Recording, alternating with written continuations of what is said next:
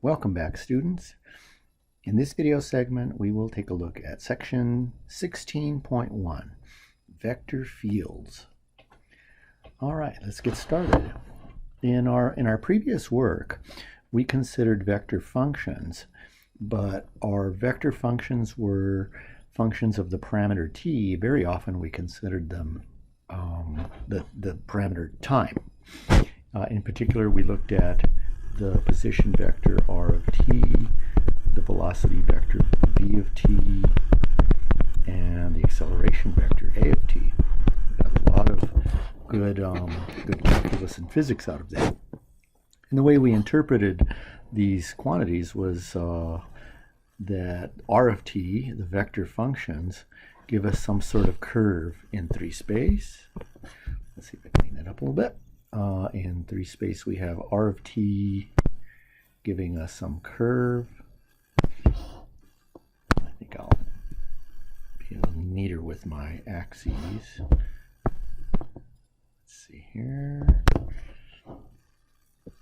Okay, so here's a curve you can view in the first octant where r of t was the position vector. Let's say the vector from the origin to a typical point on the curve. So this is mostly a review of what we've done so far with vectors as functions of the parameter t. The velocity vector measured how fast we were going. The magnitude of the velocity vector gave us our speed. And the direction of the velocity vector tells us what direction along the curve we're moving. So that was a tangent vector. So the velocity vector was a tangent vector. It was and still is a tangent vector. The acceleration vector, really the most complicated of the three, measured how fast our velocity vector was changing. And then we were able to develop formulas for the tangential components of acceleration, normal components of acceleration, and so forth. The acceleration vector, in this case, we'll draw it pointing toward the concave side of the vector function r of t. So that brings us to what we're going to look at today. We want to look at vectors again, and we want to look at them as functions, but we want them to be functions not of time t, but functions of, let's say, location. I would like my vector functions now to be functions of position. So I can consider f of a vector function f as a function of x and y in 2 space, or f as a function of x, y, and z in 3 space. So our functions are not necessarily functions of time anymore. They're functions of position. In fact, in this section, we allow a new notation for a position vector.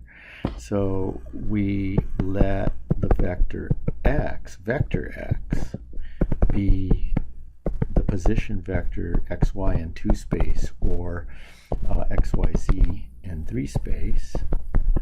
So our vector functions now, f, are functions of the position vector. Very strange looking notation for us. So the vector function, vector f, is a function of the vector position function. So vector f of vector x.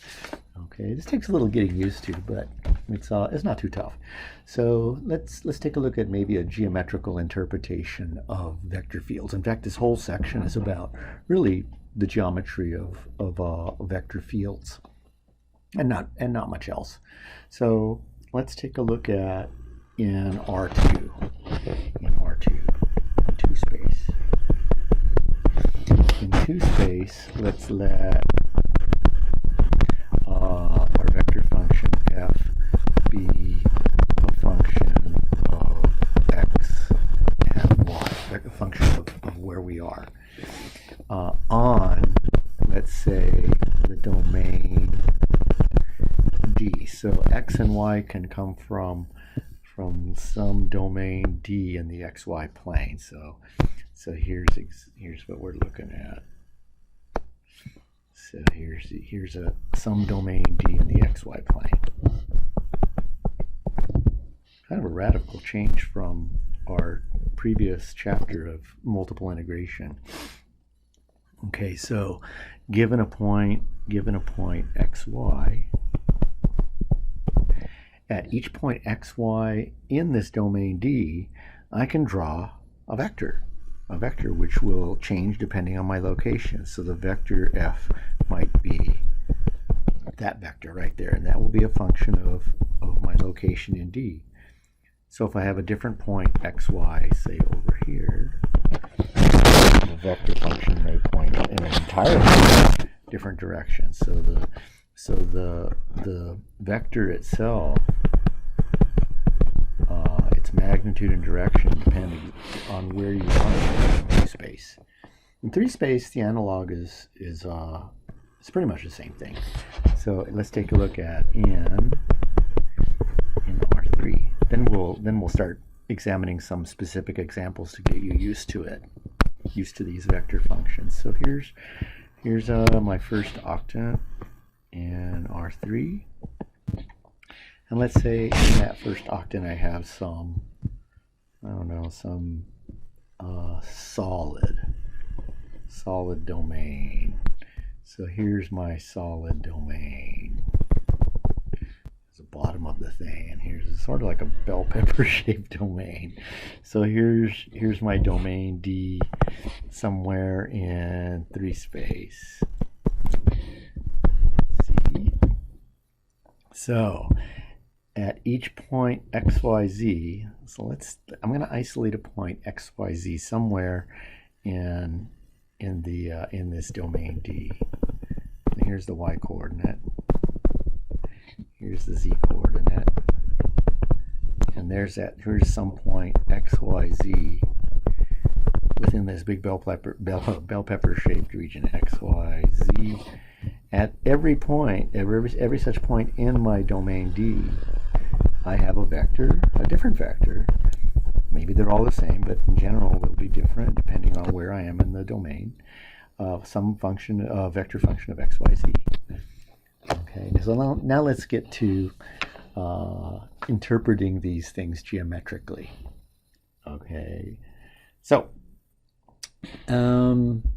my usual example is to pose the question that we're sitting in our classroom. So it's kind of strange now that we're not in the classroom. But let's assume we were. It doesn't matter if we're in a classroom or if we're in your study or your bedroom or wherever you are now. Wherever we are in our let's pretend we're in some rectangular room. There is a vector field at each and every point in whatever room we're in. Just imagine you isolate some point in whatever room you're in. You have some X, some Y, some Z, where the origin is some corner of your room. What is a vector field? There's a lot of them in the room. But what is a vector at that point X, Y, Z?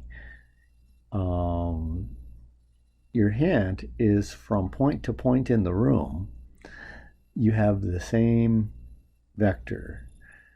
So the vector field will actually be a constant vector field.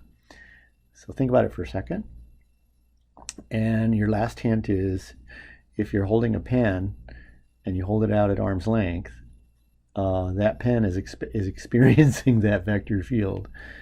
And if you release that pen, it will appear to fall to the ground. And the reason for that is that vector, the gravitational vector field is pulling it toward the center of the Earth. So the answer is that the gravitational vector field. So let's see what that might look like. Okay. So with some video magic, I've drawn a picture of your room for you, or wherever you are. Here's our rectangle. So we're somewhere inside this rectangle drawn in the first octant. And I want to draw a typical one of these vectors that I'm referring to. So let's isolate a specific point x, y, z in our room. So here's the x coordinate, here's the y coordinate, and the z coordinate. So here's the point x, y, z. So at the point x, y, z, there's a vector.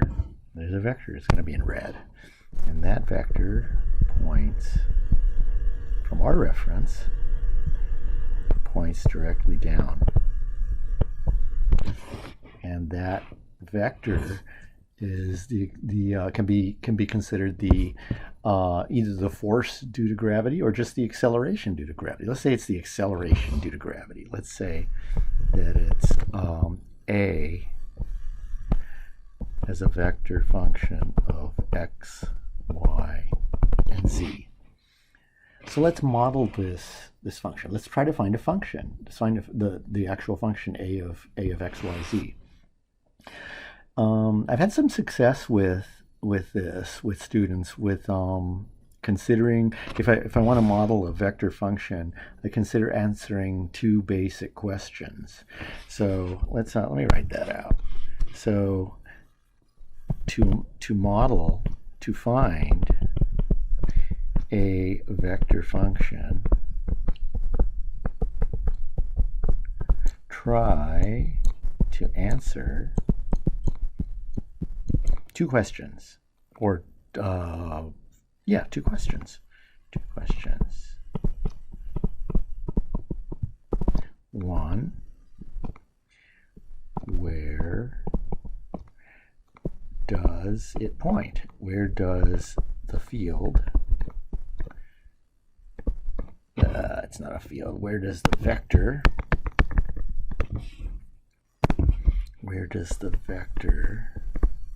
point? Vector fields, you notice I used a term there. The vector field would be the set of all the vectors in that room. Okay, so to model a particular vector in a vector field, we answer two questions. Where does the vector point? And in answering that question, it's often convenient to create a unit vector, just a unit vector in the direction where the vector points.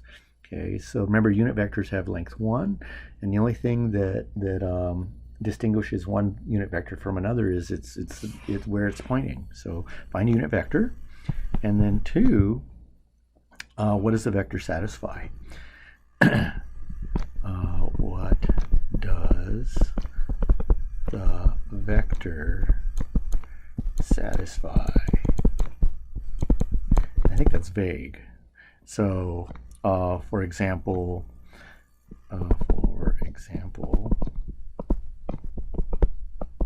what is its length? What is its magnitude or length? Magnitude, and then combine parts 1 and 2 to get the answer. So if that's at all confusing, let's try this with our acceleration vector. So 1 for our problem. Let's say for the acceleration problem.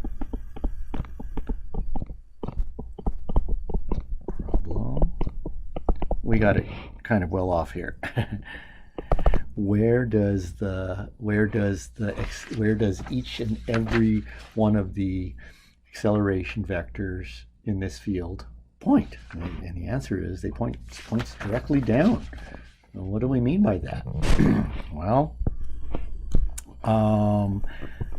let x equal xy be a position vector. Somewhere in your room, the point xy has a position vector from the origin. Xy, I should have a third component. Let me clean that up. That's not cool. So sorry about that. Let xyz be a position vector. Position vector in our room. Okay, so I'm going to draw that position vector in our actual drawing above. So the xyz would be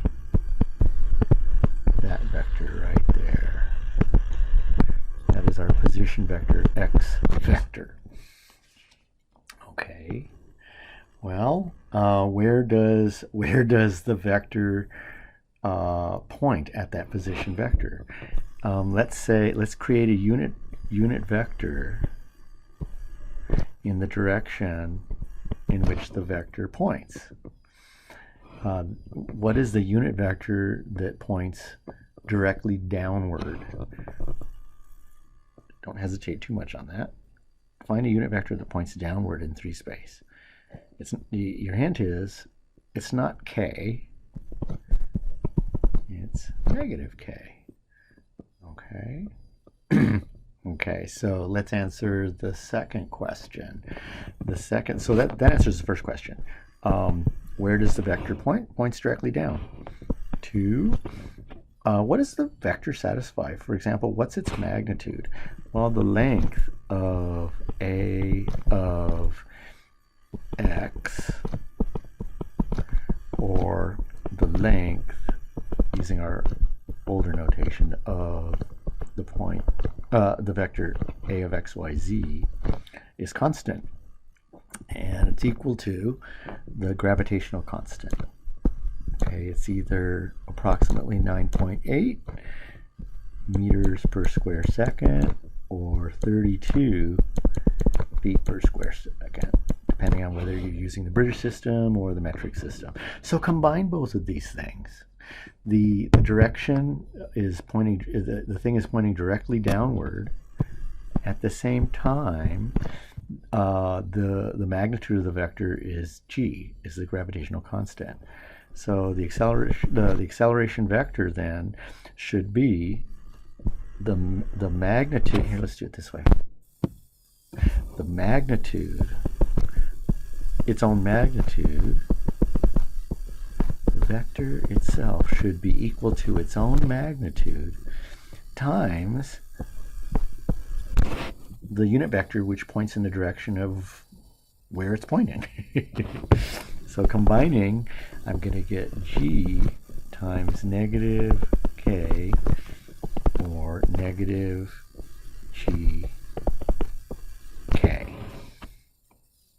Okay, so this is a good representation of our actual vector field. Remember, the vector field is what you get when you consider each and every one of the vectors in our room. I've just drawn one. So at each and every point in our room, here's another point in our room, we have the same acceleration vector. Here's another point, acceleration vector. Here's another point, acceleration vector. So if you imagine filling our room with those bunch of those little red vectors, they all pointing downward with the length of either 9.8 or 32, you get a vector field. Okay, so let's take a look at another example. I'm going to draw a vector field, and I'd like you to consider answering the question, what does this vector field appear to represent physically? Okay, I'll write that out. What does the following vector field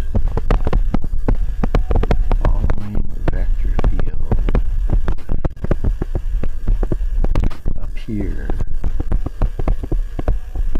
to represent?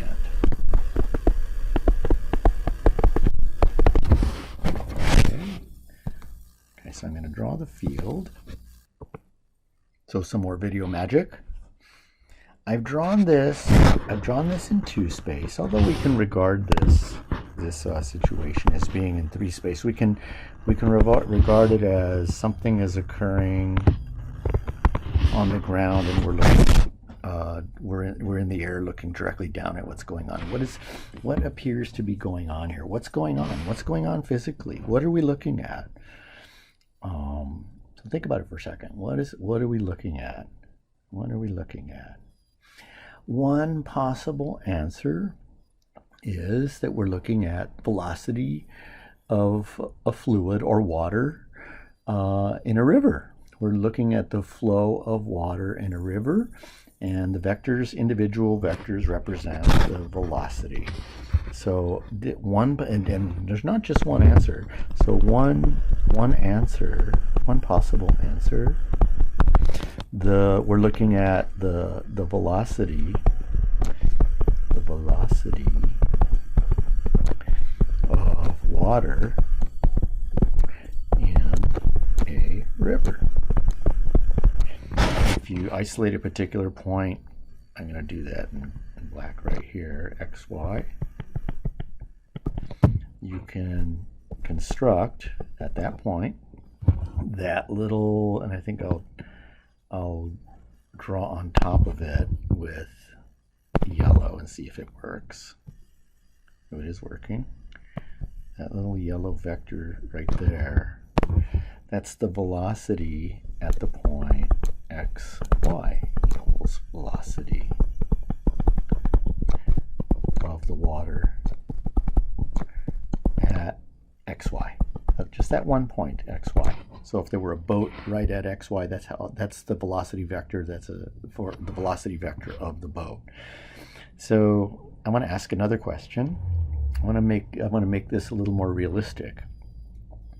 What's wrong with my drawing? What's wrong with my drawing?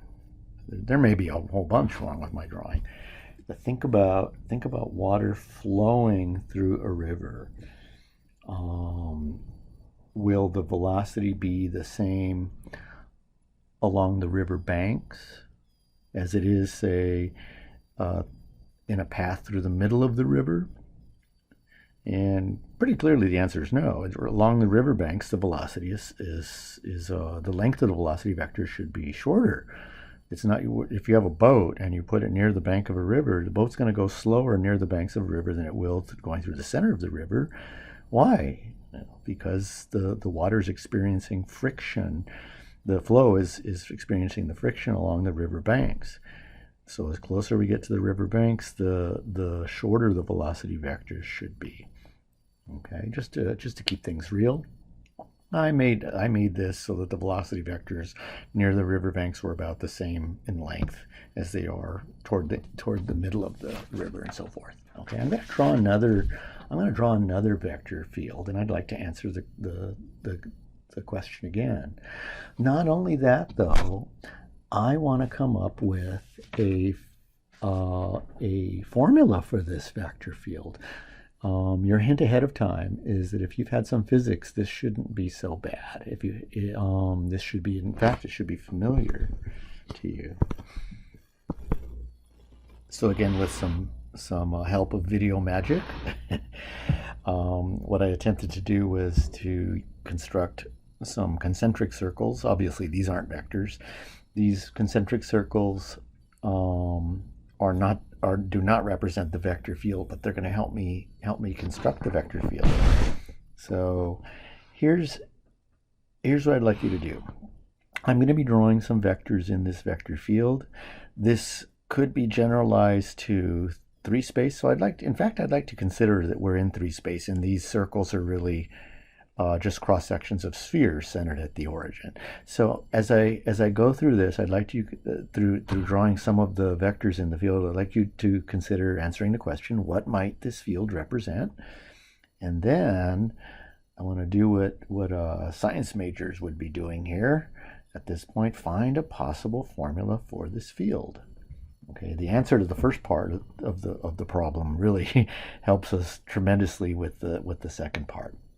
Okay, so on to the actual vectors in the field themselves. So I'm going to be drawing a couple of lines through the origin, and then vectors that lie in the field that are along these lines. So here's a line from the origin radially outward, and along that line I'm going to draw some vectors in the field.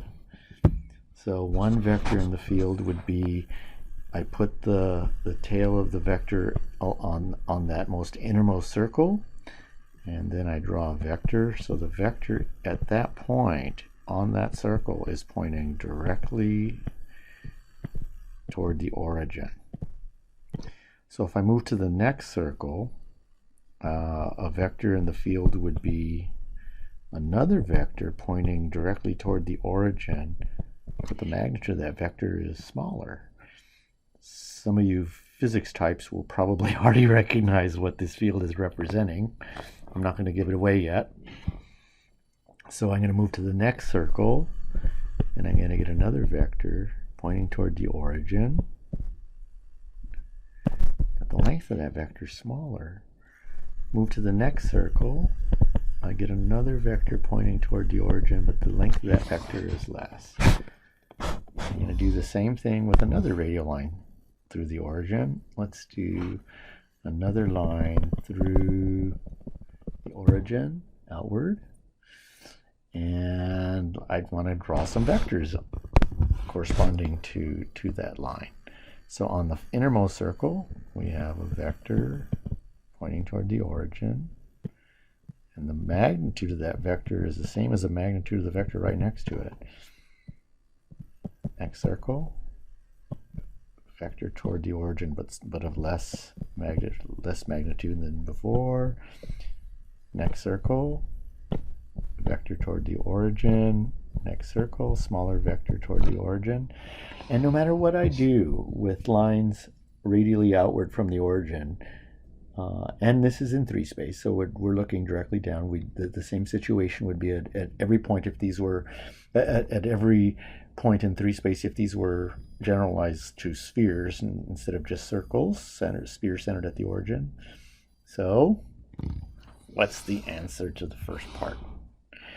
The answer to the question is physics types. What do you think? The answer is it's a gravitational field. There's something heavy at the origin, and at the origin we could put the center of the Earth, or the Earth itself, represented as a dot.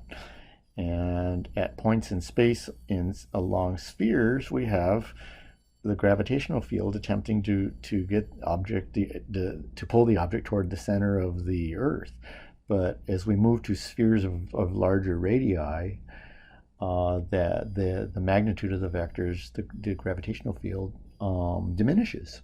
Okay, so the farther away we are from the Earth, the less the gravitational effect would be on the Earth, from the Earth on us. Okay. Okay, so let's do the next part. The next part I'd like to do is to model this gravitational field. Okay, so the answer to the first part, it looks like a gravitational field. Gravitational field. Okay, so now let's model this thing. Okay, so remember, to model a vector field, you might want to consider answering 2 questions. 1, where are the vectors pointing? Where are the vectors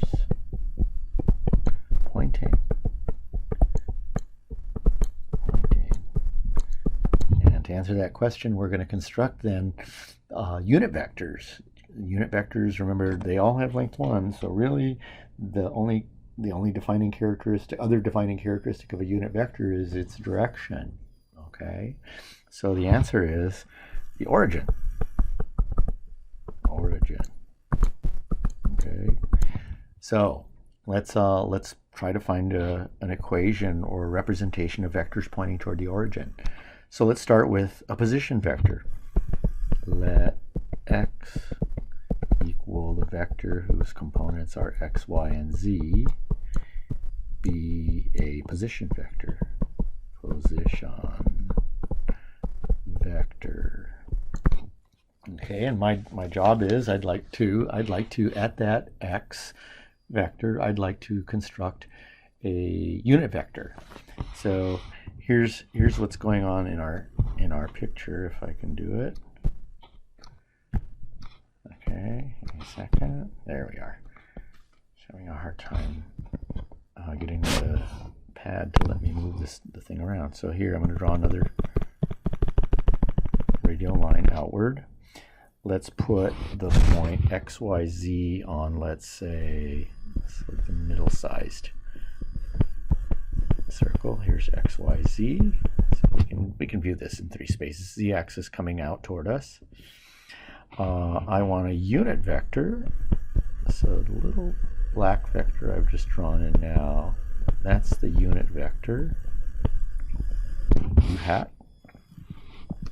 Well, what is U hat as in relation to the position vector? Well, the position vector points from the origin directly to that point. So U hat, the unit vector, will point directly backwards. So U, to get it to point directly backwards, we would look at negative x, y, z. X, y, the vector whose components are x, y, z points from the origin to us, to where we're standing on that circle. Negative of that vector, the opposite of vector, should point us back. Well, that's not a unit vector, though. That's the opposite of the position vector. So if we divide by its length, if we divide by the length of the position vector, that should get us, as long as we don't look at our position at the origin, that should get us a unit vector pointing back. Or in more compact notation, it should be minus the position vector x divided by the length of the position vector x. Okay. Okay, so the second thing to consider is, what do the vectors satisfy? What do the vectors satisfy? And I mean, in addition to having unit vectors as defined in part 1. So what's the length of a typical one of these vectors? It appears that the farther away we go from the origin, the less are the magnitude of this vector in the vector field is. And if we stay on circles, if we stay on a particular circle, the length of all the vectors that point toward the origin stay the same. So it looks like the length of our vector field F, of vectors in our field F, are getting smaller as we move out. So maybe they equal some constant over the radius of the sphere that we're on squared. Why squared? Why not? Now, the real answer is it's experimentally determined that we have an inverse square proportionality kind of thing. That the length of the gravitational force is directly proportional to the inverse of the square of the distance from the origin. Okay, so that squared is not cubed or fourth or to the 1/2 or anything else experimentally. Okay, well, r is the radius of the sphere, but r is also the length of the position vector. Okay, so let's combine parts 1 and 2.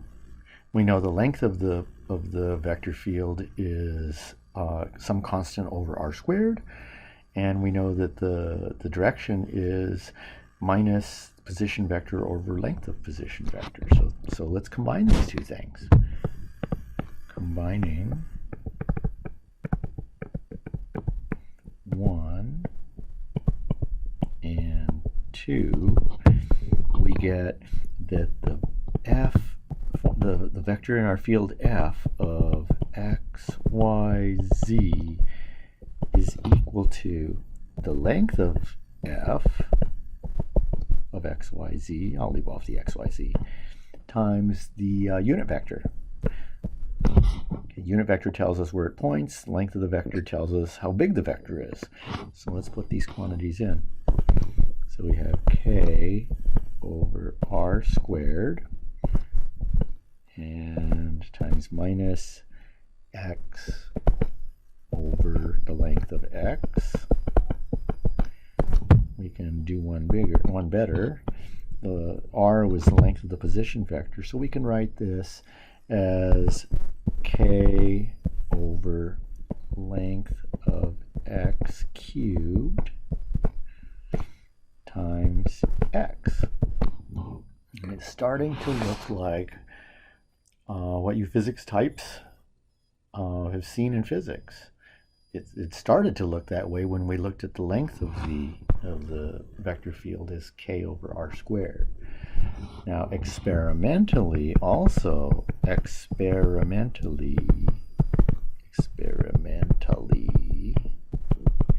it's been determined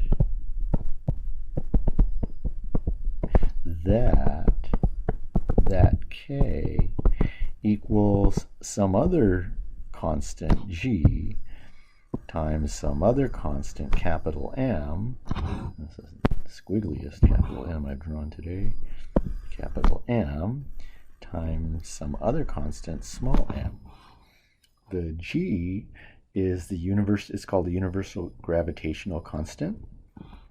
The big M and the small m are the mass of the object at the origin and the mass of the object along the circle, respectively. So these are just constants from physics. G is approximately, I'm going from memory here, we had to memorize this in physics as 0.667 times 10 to the negative 10. I think that a lot of textbooks have it 6.67 times 10 to the minus 11th, but that's the same thing. You don't have to memorize that constant for me, but it's a common thing in physics.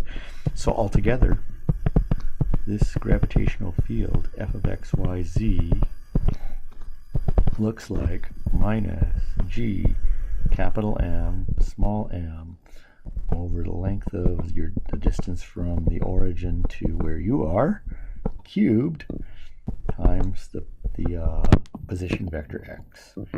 Okay. So notice, and this is mostly for physics students, notice that the length of f is capital G, capital M, small m, over length of x cubed times the length of x, or G, capital M, small m, over length of x squared. And if it's still not familiar, do you remember the length of x squared we were using as r, the distance from the origin out to us if we're standing on a great big sphere? So you get our familiar inverse square law for the length of f. Okay, so this is real world stuff. To end our session, I want to look at one more example. This example is to make it a little more easy for you to consider homework problems where you're asked to graph vector fields. So I'm going to start out with a formula this time. I'm going to start out with the formula for the vector field, and I want to describe the vector field f. That means I want to draw a few of the vectors in the vector field, and then maybe consider what the vector field represents specifically. So here's our example. So let capital F of x, y equal that didn't turn out too well. Equal negative x. Wow, it's turning out really sloppy. Okay. So equal negative y I plus x j. Okay. Or in bracket notation, minus y, vector whose components are minus y and f. So describe f. Maybe I'll put graphically axes. And then maybe answer the question, what might this vector field represent? What might this field represent?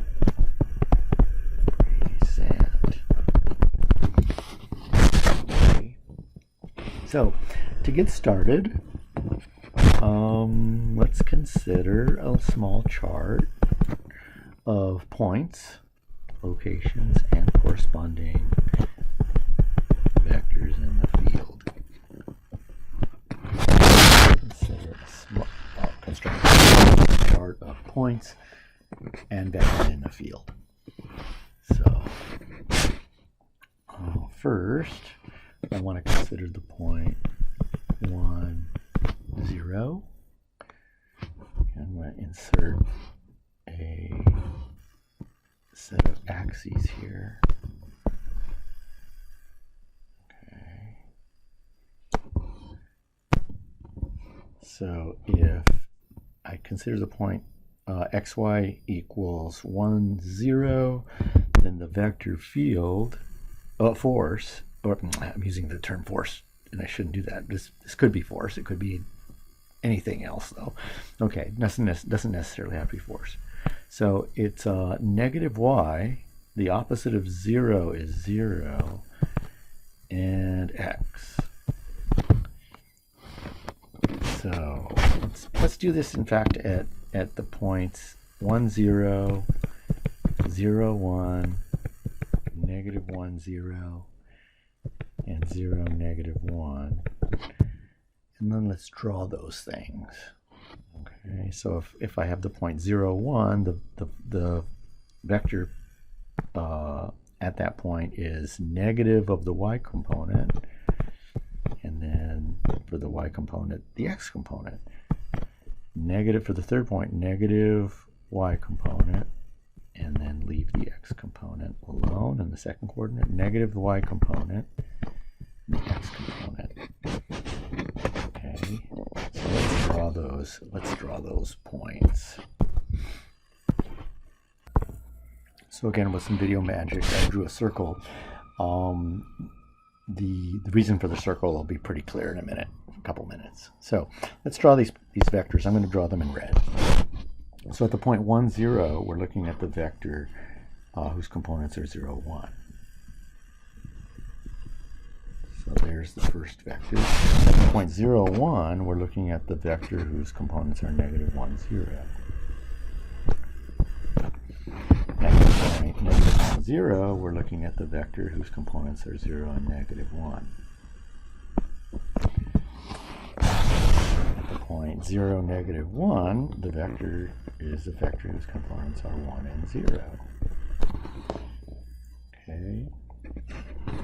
So it appears that the vectors are tangent to the unit circle, and in fact they are, and it appears also that they have length 1. They all have length 1.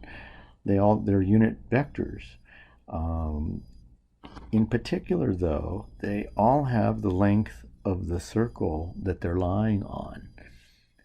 Okay, so I would like to know if this idea generalizes. So let's take a look at some more examples. Instead of looking at the points on the unit circle, let's continue our little chart here by considering some points on a circle of larger radius. Let's say I look at the points 2, 0, 0, 2, and I'll explain this one a little more. Radical 2, radical 2, and see what happens. Okay.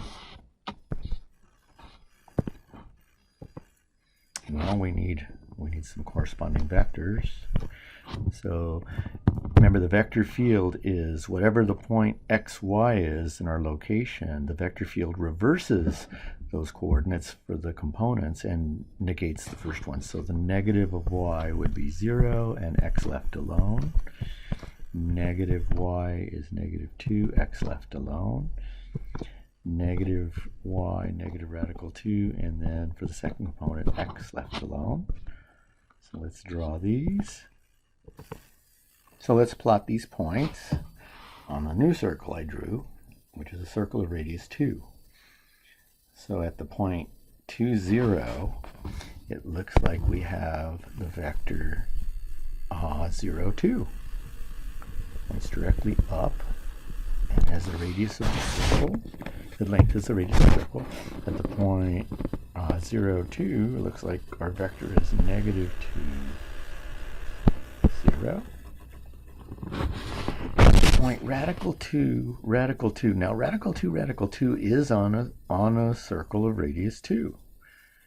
The equation of a circle of radius 2 is x squared plus y squared equals 4.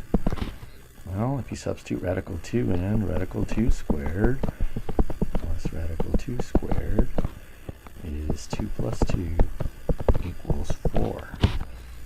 So radical 2 is on the point in the first quadrant. A little green dot I put there. The length of that vector, the length of the vector, negative radical 2 is also 2. No, it's 4. Wait a second. Yeah. No, it's the square root of 4, which is 2. Oh my goodness. Okay. So the length of the vector at the point radical 2 is the length of the radius of the circle. And I'll draw that vector in red. The vector is tangent to the circle of radius 2. So it appears that the vector field is, the vectors on the field are tangent to circles centered at the origin, and that the length of the vectors are the radius of whatever circle we lie on. So if I draw a few more of these vectors on the circle of radius 2, you got one at negative 2, 0, which would point directly down. At 0 and negative 2 pointing directly across, and so forth. So you might be getting the idea of what this might represent physically. So on circles of a particular radius centered at the origin, we have vectors that are tangent to the circle. They're pointing in the counterclockwise direction, and the magnitude of the vectors are whatever the radius of the circle is.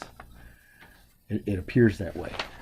So let's prove that. Let's prove that the vectors are all tangent to circles of centered at the origin, and that the length of the vectors are the length of the radius of the circle. Let's see if we can prove it. Okay, so final bit of video magic. Here is a circle centered at the origin, radius r. I'd like to prove my assertion that these vectors are tangent to the circle and the length are the radius of the circle. So here's a circle of radius r. Let's what's the equation of the circle? We're going to need that. The equation of the circle is x squared plus y squared equals r squared. That one's a no-brainer for us. Okay, so let's let x equal xy, vector whose components are x and y, be a position vector.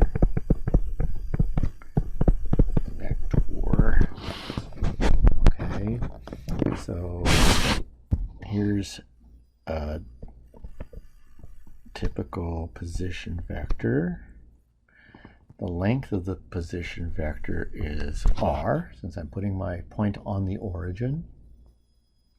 I want to prove that the vector f is tangent to the circle. I want to prove that the vector satisfies what I'm drawing.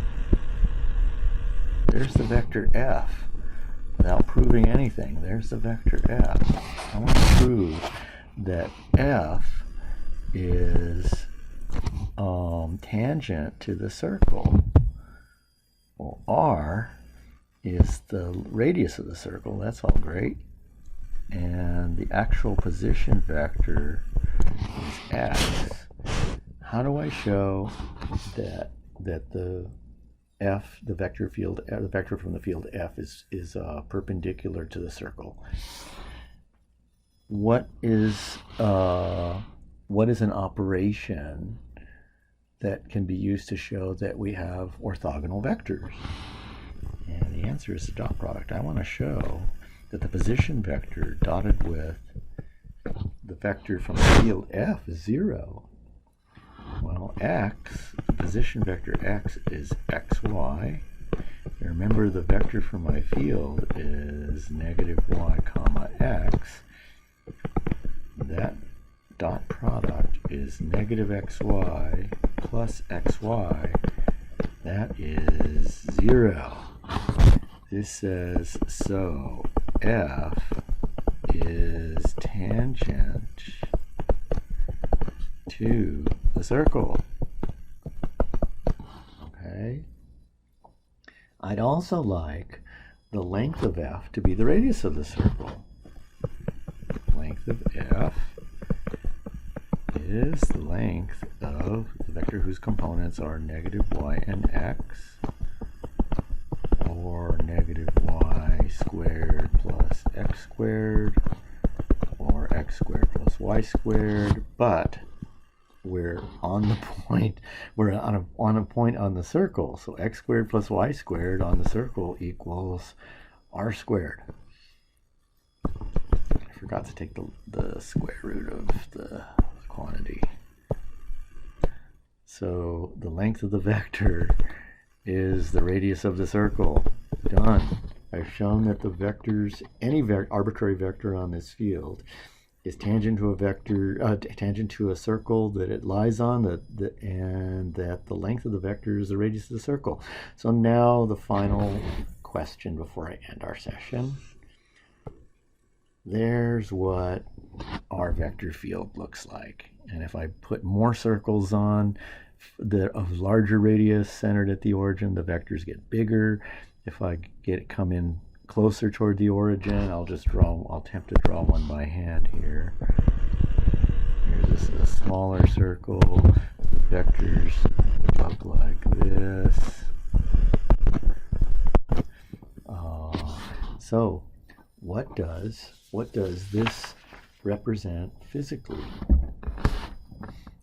Well, it looks like, to me, that this is the velocity of a fluid swirling around the origin. If you have say a drain in the bathtub at the origin, it looks like we have a whirlpool formed here. It looks like the velocity field of the water as it twirls around the origin. And does that make sense? Sure. The speed of the fluid gets larger as you move away from the origin, because the water along the edges of larger circles has to make one full revolution in the same amount of time that water closer to the origin are satisfying. So this seems like it might represent the fluid swirling around, the velocity vectors of fluids swirling around the origin. All right, so this ends our video segment, and I'm looking forward to talking with you again soon.